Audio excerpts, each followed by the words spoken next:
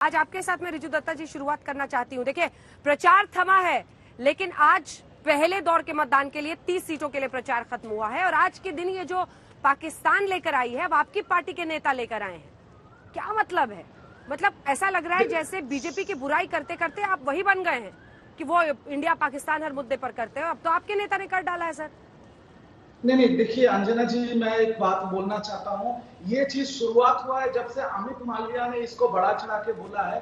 देखिए, हम लोग इंसान को इंसान की तरह देखते हैं, नंबर नहीं डालते हैं। ये लोग 70-30, शुभेंदु अधिकारी झारखंड में जाकर बोल रहे हैं 2,13,000 एक तरफ है, 62,000 दूसरे तरफ है। इस बंदे का ये शायद इसका बोली में कुछ मतलब सेंटेंस फॉर्मेशन गलत है, बट ये बोलना चाहे कि अगर आप लोग हमें 30% में जोड़ रहे हो तो भारतवर्ष में इतने मुसलमान रहते हैं कि उससे 4 पाकिस्तान बन जाएगा। इसका मतलब नहीं है कि हम भारत या बंगाल के खिलाफ है। ये कैसा बात है?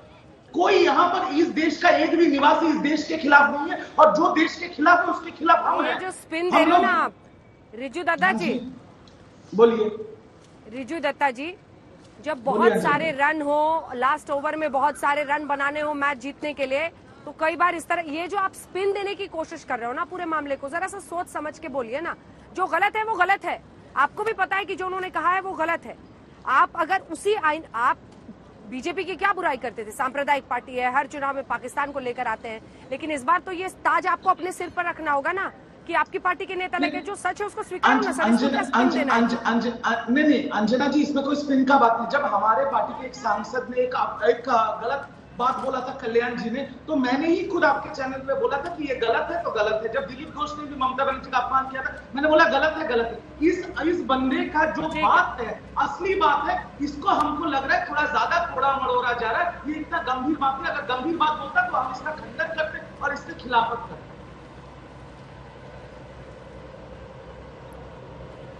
ठीक है, तोड़ा मरोड़ा जा रहा है। डॉक्टर निखिल प्रसून, जवाब दीजिए।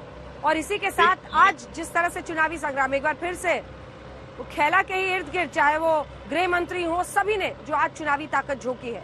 योगी आदित्यनाथ, देखिए, तृणमूल के महाशय का जो कर्तव्य है, इसने अपने आप में उत्तरित प्रश्नों को जन्म दिया है जिनके उत्तर ढूंढने पड़ेंगे। ये पूरी तरह एक अराजकता का परिचायक है। जिस तरह तुष्टीकरण की रणनीति पर पिछले 10 वर्षों से यहाँ का शासन चल रहा है, जिस तरह समूची सामाजिक संरचना को छिन्न भिन्न कर दिया गया है, जिस तरह सरकारी संसाधनों का बेजा इस्तेमाल एक व्यक्तिगत कम्युनिटी के लिए किया जा रहा है, वो 16 अगस्त 1946 के डायरेक्ट एक्शन डे की याद दिलाता है। जिस तरह यहाँ खागड़ागढ़ में बम ब्लास्ट होते हैं, जिस तरह बांग्लादेश से आए हुए घुसपैठियों को यहाँ राशन कार्ड देकर के गलियों में वहाँ अपनाया जाता है, और बिहार और महाराष्ट्र और दूसरे राज्यों से आए हुए लोगों को बाहरी कहा जाता है। एक सेकंड, आपको मेरी आवाज सुनाई दे रही है? कान में मेरी आवाज जा रही है?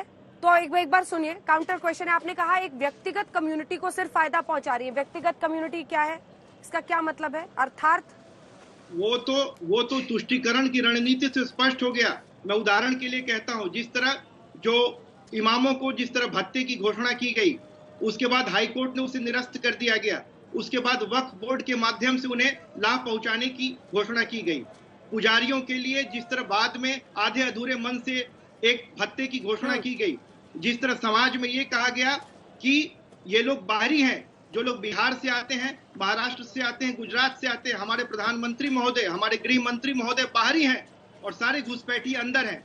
जिस तरह IS और JMB का स्लीपर सेल यहाँ पर मिलता है, जिस तरह जिले जिले में बमों की फैक्ट्रियां बरामद हो रही हैं, जिस तरह ह्यूमन डेवलपमेंट इंडेक्स में सबसे नीचे गया, सस्टेनेबल डेवलपमेंट गोल्स में सबसे नीचे चला गया, स्वास्थ्य में जो नीति आयोग की रिपोर्ट उसमें 11वें स्थान पर है, पर कैपिटा इनकम में पूरे देश के औसत से 11,000 रुपया कम है, जिस तरह किसानों को 8400 करोड़ रुपए नहीं मिल पाए, जिस तरह एक नेशन एक राशन कार्ड का लाभ हमारे जो प्रवासी मजदूर हैं उनको नहीं मिल पाता है, जिस तरह से यहाँ आयुष्मान भारत योजना को ध्वस्त कर दिया गया, जिस तरह से समाज में तोलेबाजी और भ्रष्टाचार संस्थागत रूप दे दिया गया, इस तरह से यहाँ का समूचा सामाजिक संरचना छिन्न भिन्न होने के कगार पर है। और कल हमारे एक कार्यकर्ता की हत्या कर दी गई जो दिनहाटा में, और इसके लिए कौन दोषी है इसका अन्वेषण होना चाहिए। 140 से ज्यादा हमारे कार्यकर्ताओं की बलि ले ली गई। रोहन जी, एक भी मुद्दे पर अभी तक अनुसंधान नहीं हुआ। ठीक है, जवाब चाहिए। ठीक है।